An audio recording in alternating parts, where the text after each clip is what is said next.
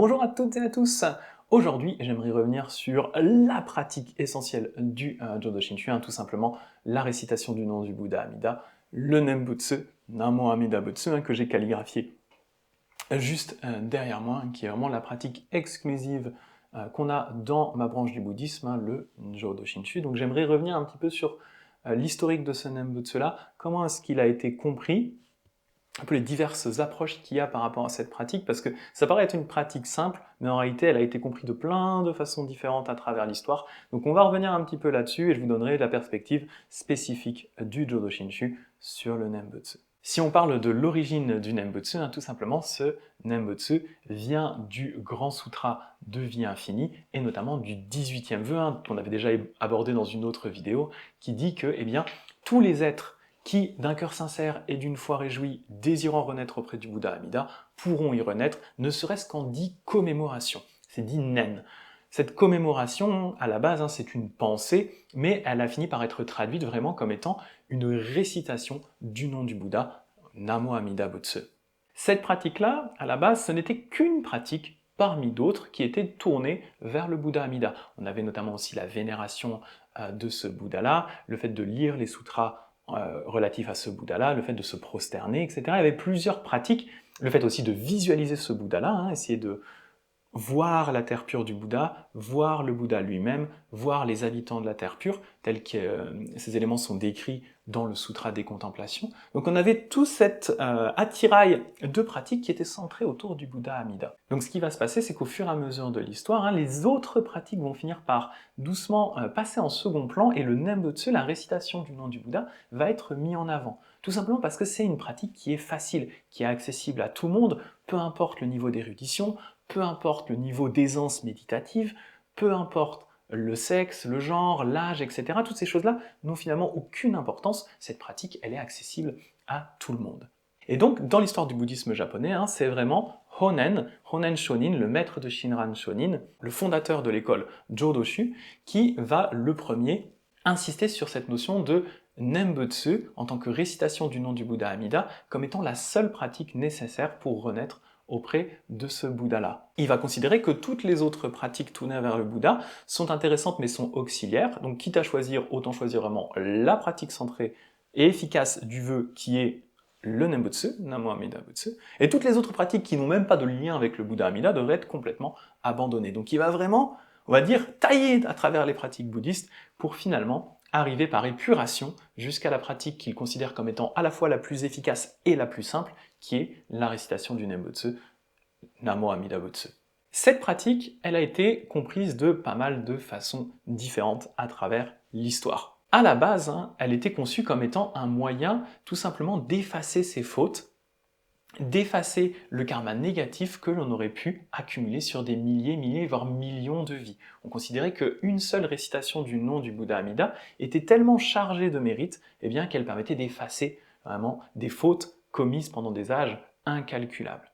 Donc à la base, c'est ce que les gens faisaient. Ils récitaient Namo Amida Butsu pour effacer leur karma négatif afin de pouvoir naître dans la terre pure. Le problème par rapport à cette pratique-là, c'est que, il fallait éviter, au dernier moment avant de mourir, de régénérer du karma négatif. Parce que, il y a vraiment cette croyance que, la plupart de nos actes vont générer du karma négatif. Donc au fur et à mesure de notre vie, on va réciter Namo Amida Butsu pour effacer ce karma négatif, mais si pile au moment de mourir, vous étiez énervé, vous vous baladez dans la rue, vous prenez un piano sur la tête, vous n'avez pas eu le temps de réciter Namo Amida Butsu, ce qui fait que vous vous retrouvez avec un résidu de karma négatif qui n'a pas été effacé par la récitation, qui pourrait vous amener dans une renaissance mauvaise. Ce qui générait un côté assez anxiogène par rapport à cette récitation du Nembutsu, parce que vous voyez, l'idée ça aurait été vraiment d'être capable, au moment où on voit le piano nous tomber sur la tête, dire « Oh là, Namo Amida Butsu !» hop, et là on est bon. Et ça va donner naissance à des rituels spécifiques pour les personnes qui sont mourantes, où elles vont être entourées d'autres pratiquants qui vont réciter le Nembutsu avec elles, qui vont des fois lui faire tenir un fil qui est attaché à la main d'une peinture ou d'une statue du Bouddha Amida, pour s'assurer vraiment qu'elle soit connectée au Bouddha, qu'elle pense au Bouddha et qu'elle récite le Nembutsu au dernier moment avant de mourir. Et vous voyez, le problème c'est qu'on n'est jamais vraiment sûr avec cette idée-là de Est-ce que vraiment je vais être capable de le réciter au dernier moment? Donc, il y a des écoles du bouddhisme qui vont demander aux pratiquants de le réciter le plus de fois possible par jour. Pas pour gagner des mérites par cette récitation, mais plus pour que ça devienne tellement habituel qu'au moindre problème, on puisse réciter Namo Amida Butsu pour effacer les fautes. Pour le fondateur du Jodo Shinshu, pour Shinran Shonin, cette pratique n'est pas tout à fait correcte. C'est une pratique qui est déjà mieux que les pratiques qui ne sont pas tournées vers le Bouddha Amida, mais elle garde quand même un gros problème, c'est qu'elles sont centrées sur nos propres forces et qu'elles se basent sur ce que Shinran va qualifier de calcul personnel. C'est-à-dire qu'on est tout le temps en train de calculer, en train de se dire « Alors attends, là j'ai fait une connerie, du coup il faut peut-être que je récite un Nembutsu, ou est-ce que j'en ai vraiment besoin? Allez, dans le doute, je vais le réciter. Ah puis là ouais, je suis pas bien, il faudrait que je le récite parce que sinon on sait jamais ce qui peut m'arriver. » Ouais, ça crée cette espèce d'esprit de transaction personnelle entre nous et le Bouddha Amida qui pour Shinran n'est pas très sain et n'est pas vraiment le véritable esprit du Nembutsu. Pour Shinran, le Nembutsu qu'on va réciter, c'est un Nembutsu de gratitude. On va tout simplement s'en remettre au Bouddha Amida, on va laisser la compassion du Bouddha rentrer dans notre cœur, et alors naturellement, on va avoir envie de le remercier. Et comment est-ce qu'on va avoir envie de le remercier? Eh bien, c'est tout simplement en l'appelant par son nom, Namo Amida Butsu.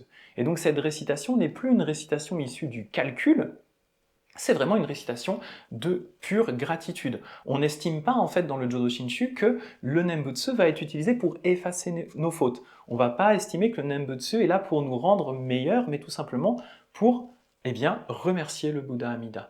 Donc quand je vais mal, parfois je repense à la compassion du Bouddha, Namo Amida Butsu ressort naturellement. Quand je vais bien, justement, je pense aussi au Bouddha d'une façon joyeuse, et alors le Nembutsu ressort naturellement, Namo Amida Butsu. Mais vous voyez bien la différence entre cette approche-là et l'approche très transactionnelle, très capitaliste, très vraiment dans l'échange entre nous et Amida. Non, dans le Jodo Shinshu, on va considérer qu'il n'y a pas d'échange réel entre nous et Amida. Tout provient directement du Bouddha Amida, ce qui fait que même ma récitation du Nembutsu, même quand je m'exclame Namo Amida Butsu naturellement, tout ça vient directement du Bouddha. Ce n'est pas mon Nembutsu, ce n'est pas ma pratique, ce n'est pas quelque chose que je fais moi-même pour gagner des mérites avec mes petites forces d'être normal. Non, pour Shinran, de toute façon, on n'est pas capable.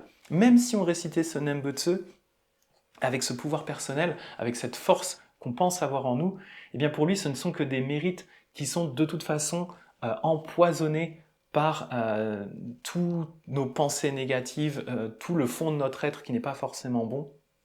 Donc Shinran préfère nous recommander en tout cas de laisser tomber tout ça, de laisser tomber notre propre ego, tout simplement de s'en remettre au Bouddha et de réciter le Nembutsu, mais d'une façon naturelle, comme tout simplement un gage de gratitude envers le Bouddha. C'est un point qui est vraiment extrêmement important dans le Jodo Shinshu. Ce qui fait aussi que le Nembutsu dans le Jodo Shinshu n'est pas un mantra. C'est vrai que c'est des choses qu'on entend parfois, que c'est un peu comme un mantra, etc. Et c'est vrai que dans certaines branches, comme je le disais, du bouddhisme, notamment Jodoshu, bouddhisme japonais, où on va réciter Namo Amida Butsu, Namo Amida Butsu, Namo Amida Butsu, Namo Amida Butsu, des fois 50 000, 60 000 fois par jour, effectivement là on aurait un peu cette idée un peu de mantra, puisque c'est censé vraiment effacer nos fautes, nous préparer pour le moment de la mort, etc. etc. Mais dans le Jodo Shinshu, vu que ce Nembutsu est quelque chose de prononcé naturellement, on ne va pas compter du tout les récitations dans le Jodo Shinshu. On a un chapelet, mais ce chapelet n'a pas de nombre de billes fixe, il est là par respect envers le Bouddha, ce n'est pas un chapelet qui sert à compter les récitations. Donc comme on ne va pas compter les récitations, comme on ne va pas forcer la récitation du Nembutsu, ce n'est clairement pas, dans le Jodo Shinshu, un mantra. Et pour terminer aussi, une question qui peut se poser, c'est pourquoi cette pratique? Pourquoi le Nembutsu? Eh bien, tout simplement parce que c'est, d'une certaine façon, le moyen, la façon la plus simple d'interagir avec le Bouddha Amida. Parce qu'en fait, en tant qu'être humain, la façon dont on fonctionne, c'est qu'on nomme les choses. Quand on veut interagir ou quand on veut penser à quelque chose, eh bien, il suffit de nommer la chose pour qu'on puisse en avoir vraiment une idée assez complète. Si par exemple, je vous dis le mot fraise, j'ai juste besoin de vous dire le mot fraise pour que la plupart des gens soient effectivement capables d'imaginer une fraise. Ils vont repenser à sa couleur rouge, à sa forme, peut-être au goût qu'elle a. Donc le simple mot fraise va, d'une certaine façon, recueillir en lui tout ce que la fraise est. Et c'est la même chose en fait avec le Nembutsu, avec Namo Amida Butsu. Dans ce nom se retrouve recueilli l'entièreté des mérites du Bouddha Amida. Et c'est la façon la plus logique pour des êtres humains d'interagir avec ce Bouddha, c'est tout simplement d'utiliser son nom. Quand je dis Namo Amida Butsu, d'une certaine façon, c'est comme si je rappelais à moi tous les mérites de ce Bouddha, et c'est vraiment la façon la plus naturelle d'interagir avec ce Bouddha. Et justement, cette façon d'interagir avec le Bouddha, elle est assez originale aussi dans le Jodo Shinshu. Contrairement à d'autres branches du bouddhisme, on va vraiment, et ça rejoint un peu cette idée de mantra, où on va vraiment réciter le Nembutsu d'une façon très précise, par exemple Namo Amida Butsu, Namo Amida Butsu, Namo Amida Butsu. Dans le Jodo Shinshu, en fait, comme ce Nembutsu est là juste pour exprimer notre gratitude et notre lien avec le Bouddha, eh bien en fait, il va finir par se transformer au gré des pratiquants pour marquer vraiment le lien émotionnel que le pratiquant a avec le Bouddha. Ce qui fait que, par exemple, au lieu de prononcer Namo Amida Butsu, on peut prononcer Namanda Butsu, Namanda. Même certains disent Nanda, Namanda. Alors moi, j'utilise souvent un Namanda, Namanda, Namanda. C'est un peu comme si, eh bien, on utilisait un surnom pour une personne dont on est très très proche, une personne vraiment qui est là, qui est toujours là pour nous, qui est toujours là pour nous aider, un peu comme nos parents par exemple, on va utiliser des surnoms pour s'adresser à nos parents, et bien là c'est un peu la même idée avec Amida. Vu que ce n'est pas le Nembutsu en lui-même, sa forme qui est importante, mais vraiment juste que c'est une expression de notre ressenti envers le Bouddha, et bien cette expression peut prendre différentes formes, des formes simplifiées, tout simplement parce que c'est en fonction de celle avec laquelle on se sent le plus à l'aise. Donc pareil, il y a des gens qui vont le réciter en français, qui vont dire hommage au Bouddha Amida, il y en a qui vont simplement dire Bouddha Amida, Amitofo en chinois, Namo Amida Butsu, Namo Amida Butsu en japonais. Voilà. Et c'est du coup ces versions vraiment très simplifiées, qui sont à mon sens très caractéristiques de l'état d'esprit particulier du Jodo Shinshu et de son lien avec le Bouddha Amida, qui est vraiment recevoir ce Bouddha, recevoir cette compassion en nous et lui rendre hommage, le remercier, voilà, et d'une façon très proche, avec beaucoup de familiarité envers le Bouddha. Il n'y a pas de distance entre nous et le Bouddha, c'est une relation très familière qu'on a avec ce Bouddha et qu'on exprime avec par exemple des versions simples comme Namanda, Namanda. Voilà ce que j'avais à vous dire aujourd'hui, n'hésitez pas bien sûr à commenter tout ça, si vous avez des remarques, des réflexions, n'hésitez pas. Voilà, si vous avez des questions aussi, bien sûr. Et comme d'hab, je précise, j'ai un petit serveur Discord sur lequel vous pouvez me retrouver aussi d'autres pratiquants du Jodo Shinshu, d'autres pratiquants d'autres formes de bouddhisme, notamment d'autres branches de la Terre pure, que ce soit des branches chinoises ou autres. Et voilà, on est tous ensemble sur ce Discord à échanger sur le bouddhisme. Et tous les lundis, sauf exception, sur ce serveur Discord, j'organise une petite cérémonie Jodo Shinshu dans laquelle eh bien, on va chanter le Shoshinge, un poème de Shinran, et qui fait partie de la liturgie quotidienne du Jodo Shinshu, et ensuite on va pouvoir tout simplement échanger autour du Jodo Shinshu, discuter ensemble, répondre à des questions, et voilà. Et aussi certains membres participent également en proposant des réflexions personnelles sur le Jodo Shinshu, donc voilà, vous êtes bien entendu les bienvenus si vous souhaitez nous rejoindre. Voilà. Namanda.